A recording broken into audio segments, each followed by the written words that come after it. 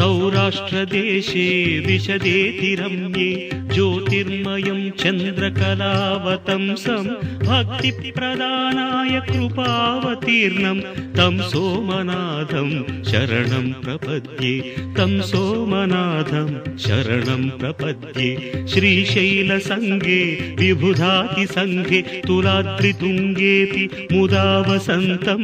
तमर्जुनं मल्लिकापूर्वमेकं नमामि संसार समुद्रसेतुं नमामि संसार समुद्रसेतुम्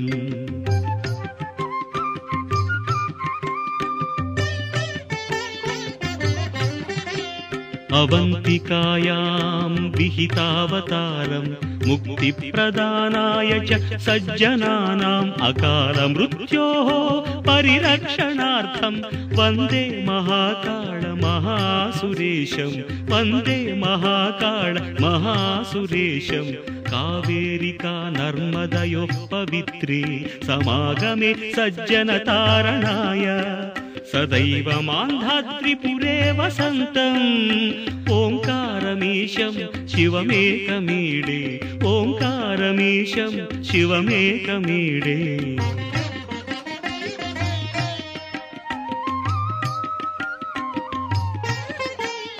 पूर्वोत्तरे प्रज्वलिकानिधाने सदा वसन्तं गिरिजासमेतं सुरासुराराधित पादपद्मं श्रीवैद्यनाथं तमहं नमामि श्रीवैद्यनाथं तमहं नमामि याम्ये सदङ्गे नगरेति रम्ये विभूषिताङ्गं विविधैश्च भोगैः सद्भक्तिमुक्तिप्रदं ईशमेकं श्रीनागनाथं शरणं प्रपद्ये श्रीनागनाथं शरणं प्रपद्ये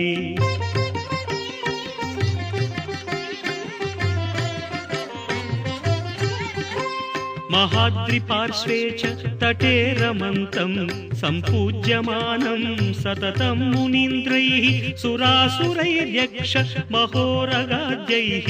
केदारमीशं शिवमेकमीडे केदारमीशं शिवमेकमीडे सख्याद्रिशीर्षे विमले वसन्तं गोदावरीतीरपवित्रदेशे यद्दर्शनात् पातकम् आशुनाशं प्रयाति तं त्र्यम्बकम् ईशमीडे प्रयाति तं त्र्यम्बकम् ईशमीडे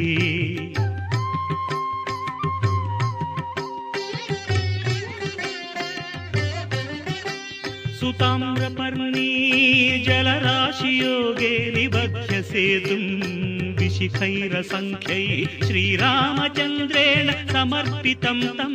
रामेश्वराख्यं नियतं नमामि रामेश्वराख्यं नियतं नमामि यं दाकिनी शाकिनिका समाजैः निषेव्यमानं पिशिताशनैश्च सदैव भीमादि पदप्रसिद्धं तं शङ्करं भक्तहितं नमामि तं शङ्करं भक्तहितं नमामि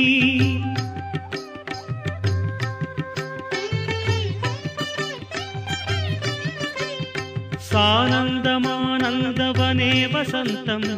आनन्दकन्दं हतपापबृन्दं वाराणसीनाथमनाथनाथं श्रीविश्वनाथं शरणं प्रपद्ये इडापुरे रम्य विशालकेऽस्मिन् समुल्लसन्तं च जगद्वरेण्यं वन्दे महोदारतरस्वभावं कृष्णेश्वराख्यं शरणं प्रपद्ये ज्योतिर्मय द्वादशलिङ्गकानां शिवात्मनां प्रोक्तमिदं क्रमेण स्तोत्रं पठित्वा मनुज्योतिभक्त्या फलं तदालोक्य निजं भजेच्च फलं तदालोक्य निजं भजेच्च।